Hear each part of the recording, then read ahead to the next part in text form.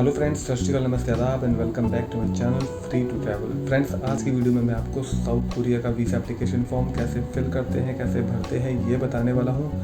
तो फ्रेंड्स, सबसे पहले रिक्वेस्ट करूँगा कि ये आपने अगर मेरा चैनल सब्सक्राइब नहीं किया तो सब्सक्राइब जरूर कर लो, बेल आइकन को भी दबा लेना, क्योंकि मैं अपने चैनल पर इन्फॉर्मेटिव वीडियो वीज़ा रिलेटेड और ट्रैवल रिलेटेड डालता रहता हूँ, तो वो कहीं ना कहीं आपके काम आएंगी। तो फ्रेंड्स, अगर ये वीडियो आपको अच्छी लगे तो इसे लाइक, शेयर और कमेंट कर देना। फ्रेंड्स, जैसे कि आपको पता है कि साउथ कोरिया का वीज़ा 1 जून से ओपन हो चुका है इंडिया में। इसके 2 वीज़ा सेंटर ओपन हुए हैं, एक है आपका कोलकाता, दूसरा दिल्ली। तो फ्रेंड्स, अगर आप कोलकाता में अपनी वीज़ा एप्लीकेशन को जो है सबमिट कराना चाहते हैं तो आपको विदाउट एनी अपॉइंटमेंट वहाँ पर जाके आप सबमिट करा सकते हैं। बट अगर आप दिल्ली में सबमिट कराना चाहते हैं तो फ्रेंड्स आपको अपॉइंटमेंट लेनी पड़ती है। कोविड से पहले फ्रेंड्स ऐसा नहीं था। कोविड से पहले आप विदाउट अपॉइंटमेंट ही दिल्ली में सबमिट करा सकते थे या कहीं पर भी सबमिट करा सकते थे इंडिया में। पर अभी की सिचुएशन है कि दिल्ली में हमें अपॉइंटमेंट के साथ अपनी एप्लीकेशन को सबमिट कराना पड़ता है और कोलकाता में विदाउट अपॉइंटमेंट। तो फ्रेंड्स, वीज़ा एप्लीकेशन जो है फॉर्म, वो 5 पेजेस का एक पूरा सेट है। उसको बड़े ध्यान से भरना है। वो कोरियन के साथ इंग्लिश में पूरा एक कोरियन और इंग्लिश में पूरा वो फॉर्म है।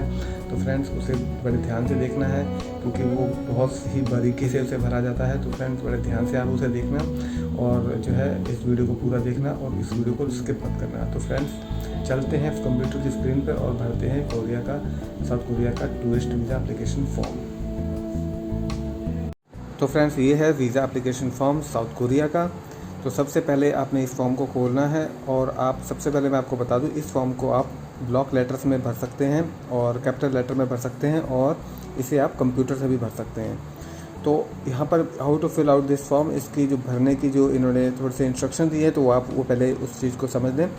तो सबसे पहले इसमें नंबर 1 है, the applicant must fill out this form completely and correctly. Number 2, applicant must write in block letter. तो ब्लॉक लेटर में आपने टाइप करना है या राइट करना, लिखना है या टाइप कर लेना है कंप्यूटर से, इधर इन इंग्लिश और कोरियन, या इंग्लिश में या कोरियन में। For multiple choice questions the applicant must check, ये आपने टिक लगानी है मल्टीपल चॉइस क्वेश्चन पर, ऑल दैट अप्लाई। उसके बाद लास्ट में, if the applicant select other, अगर आप अदर सेलेक्ट करते हो तो आपको please provide more information in the given space. अगर आप जो है अदर सेलेक्ट करते हो फॉर्म में, जब नीचे हम जाएंगे अदर पे अगर सेलेक्ट करना होगा तो आपको वहाँ पर अपनी प्रोवाइड करानी पड़ेगी और मोर इन्फॉर्मेशन आपको प्रोवाइड करानी पड़ेगी। जो कि जगह खाली होगी वहाँ पर आपको इन्फॉर्मेशन प्रोवाइड करानी होगी। तो फ्रेंड्स, शुरू करते हैं पर्सनल डिटेल से। नंबर 1, तो यहाँ पर आपने फैमिली नेम डालना है। फैमिली नेम, अगर आपके पासपोर्ट पर सर नेम है तो आप यहाँ पर सरनेम डाल देंगे। अदरवाइज़ आप जो है यहाँ पर NA डाल सकते हैं, NA, या छोड़ भी सकते हैं, ब्लैंक स्पेस मतलब ब्लैंक छोड़ सकते हैं। और यहाँ पर गिवन नेम में अपना जो है अपना नाम, जो आपके गिवन नेम में पासपोर्ट पे जो नाम होगा वो यहाँ पर आपने सारा डाल देना है। ये 1.2 आपने छोड़ देना है ब्लैंक खाली। और 1.3 में सेक्स, मेल फीमेल की इन्फॉर्मेशन देनी है, यहाँ पर आपने टिक करना है। ठीक है फ्रेंड्स, आपने टिक कर देना है। उसके बाद डेट ऑफ बर्थ आपने ईयर, मंथ और डे के हिसाब से डालनी है, यानी कि पहले आपका ईयर आएगा। मान लो आपकी जो है आपकी डेट ऑफ बर्थ है 4/8/1990, तो आप 1990 पहले डालेंगे। उसके बाद महीना 8वां डालेंगे, फिर 4 जो डे होगा 4, यानी कि 1990 8 और 4 ऐसे करके आप डालेंगे, यानी कि उल्टे ईयर, मंथ और डे के हिसाब से आप डालेंगे। उसके बाद नेशनलिटी में आप इंडियन लिख देंगे, इंडिया या इंडियन। उसके बाद फ्रेंड्स हम आ जाते हैं 1.5 हो गया। 1.6 में आ जाते हैं कंट्री ऑफ बर्थ में आप इंडिया डाल देंगे अगर आपकी बर्थ जो है इंडिया की है। उसके बाद नेशनल आइडेंटिटी नंबर, ये ऑप्शनल है, आप डालना चाहे डाल सकते हैं। यहाँ पर आप अपना आधार कार्ड नंबर या कोई भी जो नेशनल आइडेंटिटी नंबर है वो यहाँ पर आप डाल सकते हैं। उसके बाद 1.8 पे आ जाते हैं, has the applicant ever used any other names to enter और डिपार्ट कोरिया। आपने कभी कोई दूसरा नाम यूज़ किया है कोरिया में एंटर करने के लिए या कोरिया को छोड़ने के लिए? तो अगर आपने नहीं किया है, अगर आप गए ही नहीं हैं तो आप यहाँ पे नो पे टिक करेंगे सॉरी। और अगर आप गए हैं और आपने कोई और नाम से वहाँ पर एंटर किया है कोरिया में, तो आप यहाँ पर यस करेंगे। और जैसे कि यहाँ पे लिखा है if yes please provide detail, तो यहाँ पर आपको अगर आप यस पे टिक करते हैं तो आपको डिटेल प्रोवाइड करानी पड़ेगी। यहाँ पे फैमिली नेम बताना पड़ेगा, गिवन नेम बताना पड़ेगा। उसके बाद 1.9 पे आ जाते हैं, is the applicant a citizen of more than one country.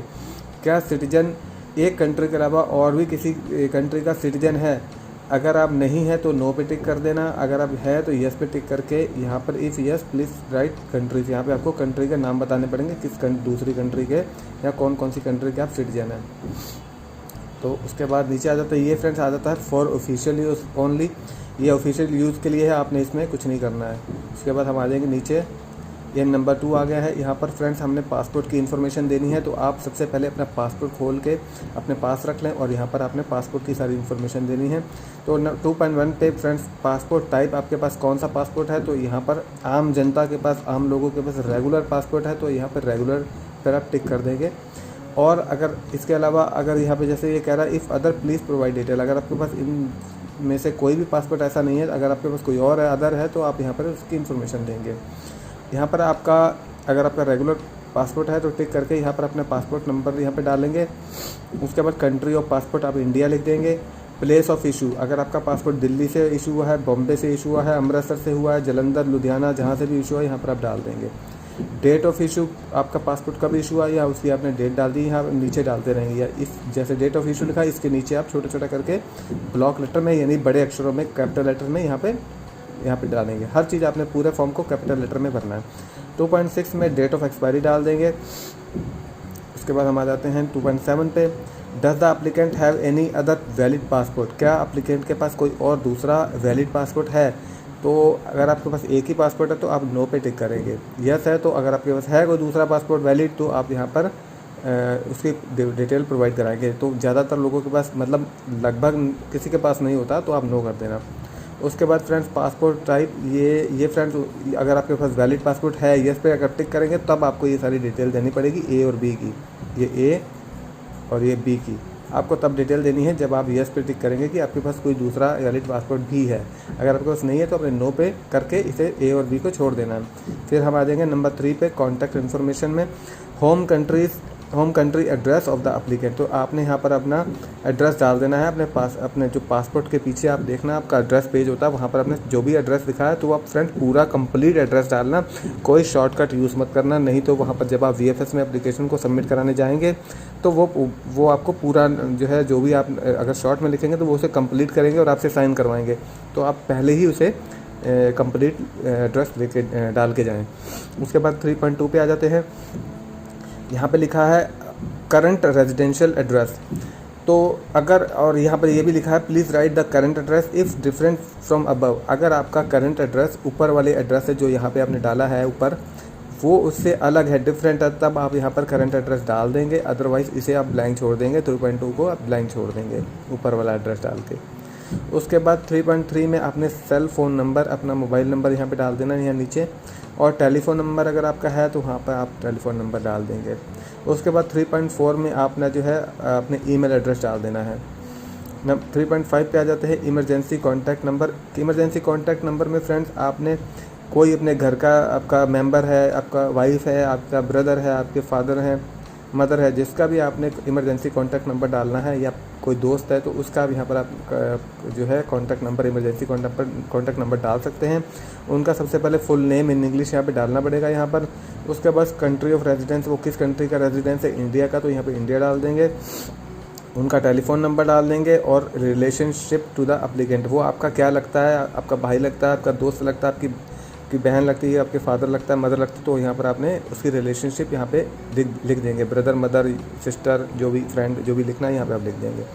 उसके बाद marital status and family details, तो फ्रेंड्स करंट मैरिटल स्टेटस में आपने जो है यहाँ पर अगर आप मैरिड हैं तो आप मैरिड पे टिक करेंगे, अगर आप डिवोर्स हैं डिवोर्स पे टिक करेंगे, सिंगल है तो सिंगल पे आप टिक करेंगे।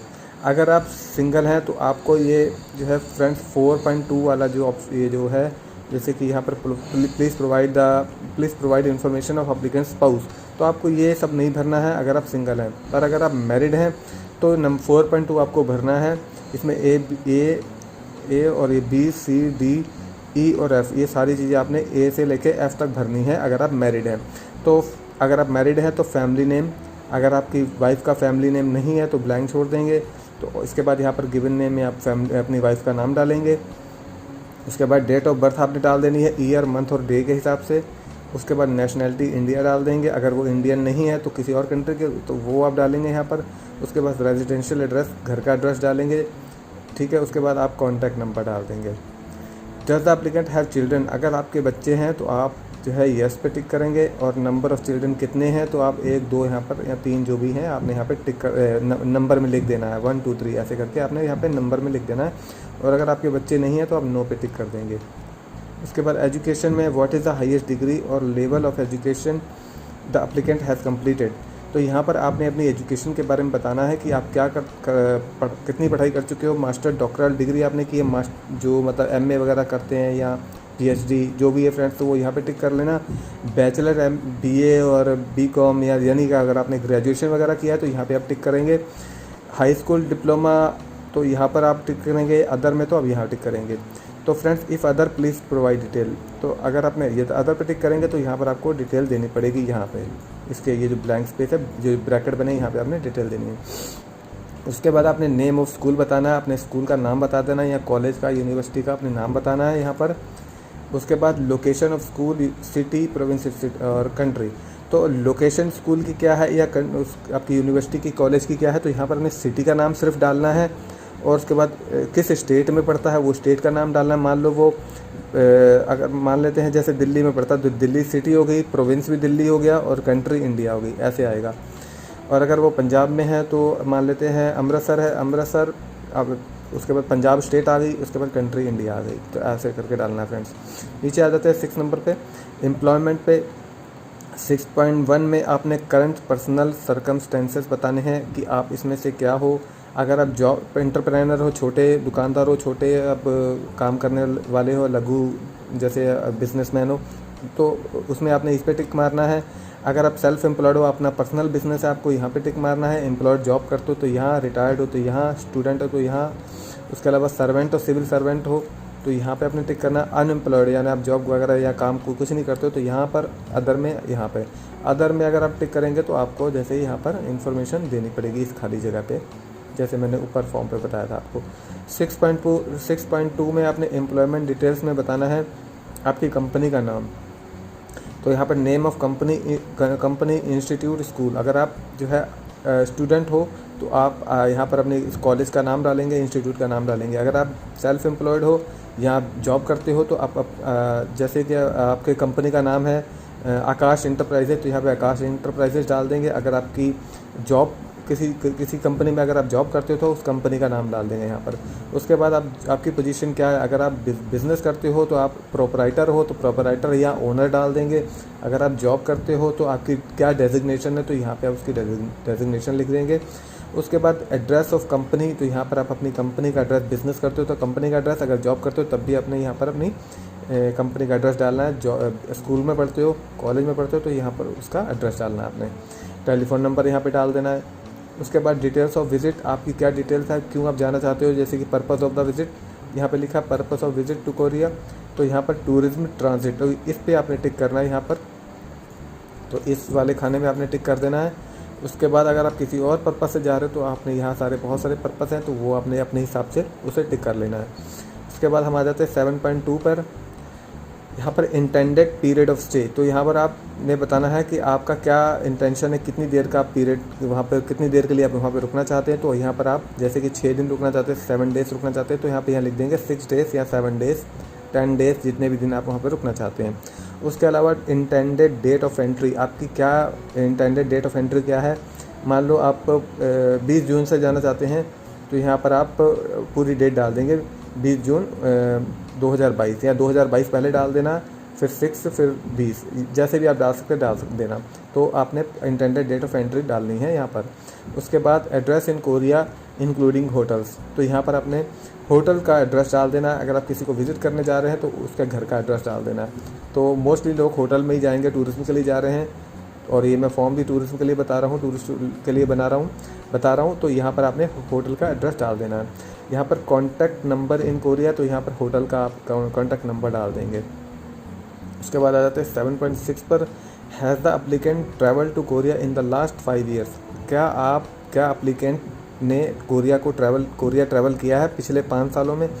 अगर आपने नहीं किया है तो नो पे टिक कर देंगे और ये सारा जो है छोड़ देंगे आप। और अगर आपने किया है तो यस पे टिक करके तो आपने प्रोवाइड बताना है कि yes please provide details of any visit to Korea. अगर आप गए हो तो आपने यहाँ पे सारी डिटेल बतानी है और कितनी बारी गए हो। यहाँ पे लिखा टाइम्स, तो अगर आप एक बारी गए हो, टू बारी गए हो, 3 बारी गए हो, तो यहाँ पे आपने बताना है कि 2 टाइम्स गए हो, 3 टाइम्स गए हो। तो यहाँ पे आपने बस नंबर डाल देना है कि 1 2 3 जितनी बारी आप गए हो।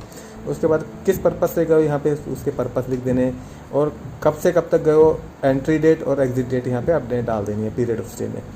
उसके बाद 7.7 पे आ जाते हैं। Has the applicant travelled outside his her country of residence excluding to Korea in the last 5 years. Korea को छोड़ के, क्योंकि कोरिया की डिटेल आपने यहाँ पे डाल दी है। अगर आप गए हो तो आप यहाँ पे डिटेल डाल दी है, नहीं गए हो तो आपने नो पे टिक कर दिया है।